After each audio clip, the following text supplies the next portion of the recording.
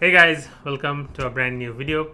So I haven't made a video in a while inside my room, but you'll get to know why in a few videos later. But today's video is about my experience of getting into a car accident in Japan.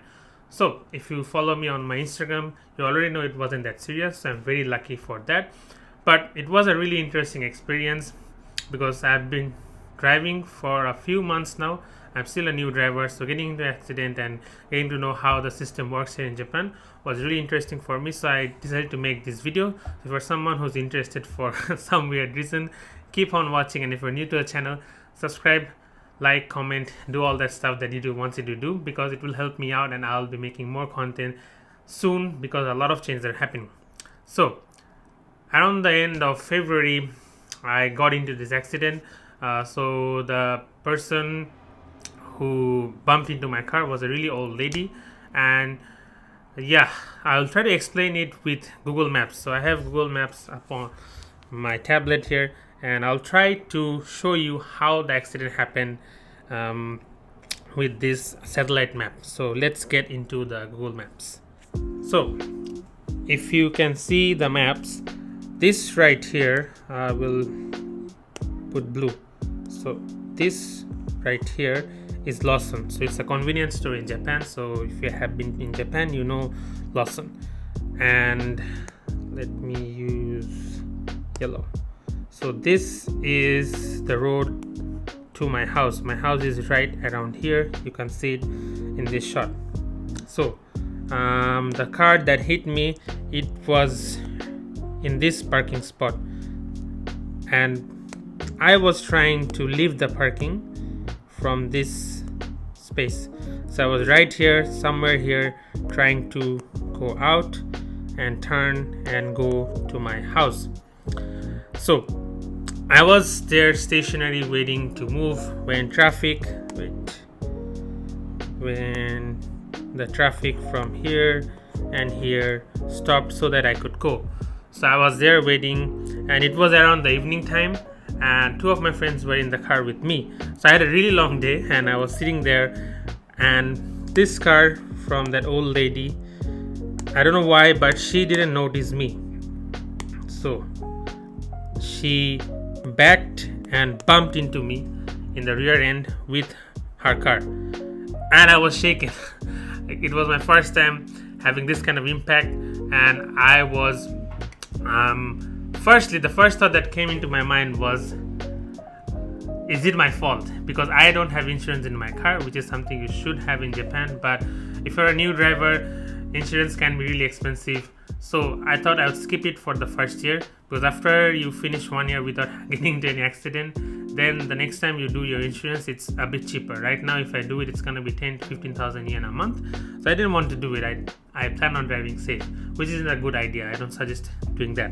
But yeah, so the first thought that came into my mind was, is it my fault? And I was immediately telling my friend that, damn, I have to pay so much money because it's my fault. I think it's my fault.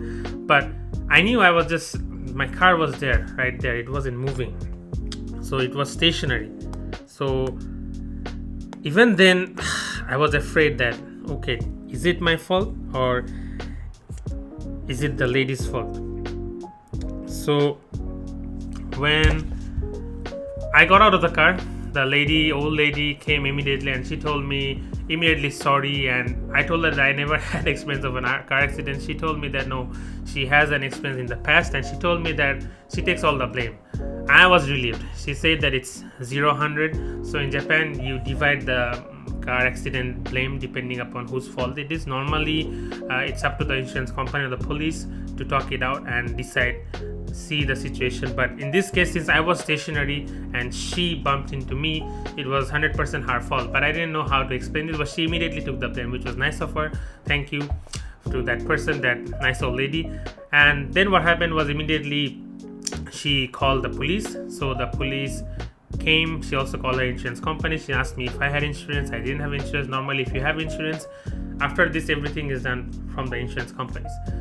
So the police came, they checked. My friend, conveniently, both of my friends, they left. So I was stuck there for half an hour. The police came, and then they asked me about the situation, how it happened. And the lady also told the police that it was her fault. So that was cleared up, so I was relieved. It's 0-100, so everything that happened was going to be covered by her.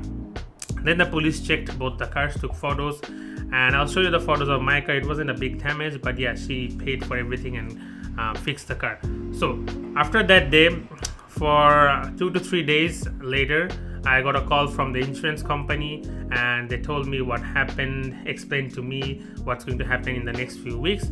So from the next part on, it will be all the vlogs I did, from picking up my replacement car, driving that around, and then getting back my car, and I'll be showing you how they fix the whole damage. So yeah, keep on watching, and I'll probably see you in the next video. Hey guys, so it's today February 19th.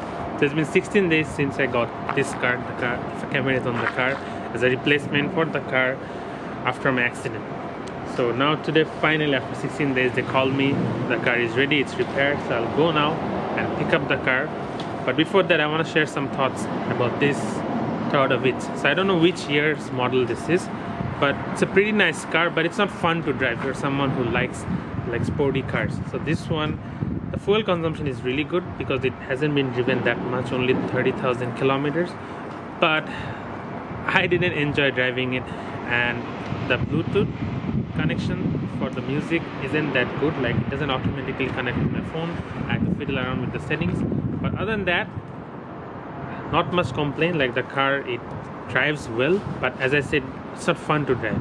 I'm not gonna say that it's not safe to drive. It's really, the handling is nice, you can drive it without any worries, and it's a fresh car thanks to the repair guys at Abzum. Got me this car as a replacement, but I can't wait to get my car. This is white, I don't like white color. That's one more thing that I don't like. But yeah, let's go and get my car. Hey, hello. This is on a different day. The day I got my car back, I couldn't get out when I went there, but yeah, I have the car back now, and they did a pretty good job. As you can see, they fixed the part that the other car bumped into, but they also fixed this other scratch I had on this area, which I did myself, but still they fixed it, which was really nice of them, and I'm happy with the way they fixed it. And the replacement car, I didn't have to pay anything. So yeah, finally after almost 3 weeks from the accident, I get my car back, and that was my experience of having an accident in Japan. I hope you enjoyed the video, and let me know in the comments below. So as you can see, the wind won, so you couldn't hear me and I couldn't edit it out. But yeah, thanks for watching the video. So that was my experience from the beginning to the end, and I got a letter from the insurance company saying that it cost them around $2,000 to fix the car and for the rental car. So yeah, quite expensive, but that was my experience. Thanks for watching this pretty weird random video, but let me know in the comments below if you have had any similar experiences. But other than that, if you want to know about how to get a car in Japan or how to get your driver's license in Japan, I would love to help out. I made a video in the past before, but if you have any questions, do leave it in the comments below. Like this video, share, do what YouTube wants you to do, and I'll see you in the next video.